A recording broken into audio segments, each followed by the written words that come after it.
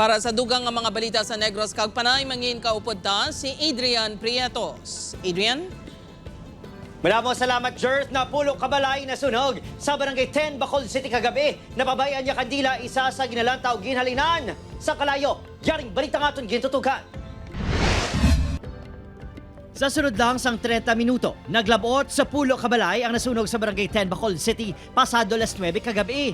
Kalabanan sa nasunog, human sa light materials. Ano mang totally gutted samtang 4 ang partially damaged. 24 ka mga pamilya ang nawadaan sang puluyan. Ang pamilya, alivyado. Wala gid sang nasalbar nga gamit.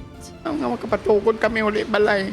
Hindi madula sa paminsaron sang 84 anyo sa si Lola Janet ang nakita nga pagkasunog sang ilabalay. Ti kulban daw mapatay ko gani sing ko daw hindi na ko kalaka. Abi ko gani mapatay na ko bawin ko kaluy man nga may mga apo pa ko kadamo sa apo ko.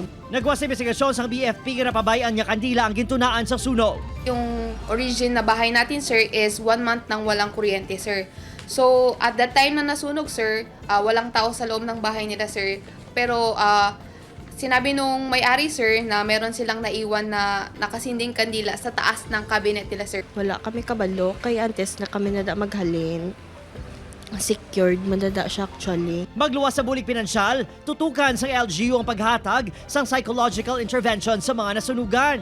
Na-recall man nila ng mga previous nila nga experiences kada may sunog kag kabalo kita nga kung hindi ma-address it could lead to man ang mga effects sa ilang psychological aspect.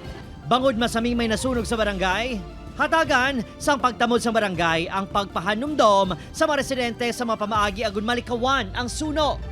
Ginapahalong ginasla namon kay kabudlayo di ang saka kuan ginamon ang parte sa sunog. O Kiril Gasilio, Adrian Prietos, 1 Western Visayas.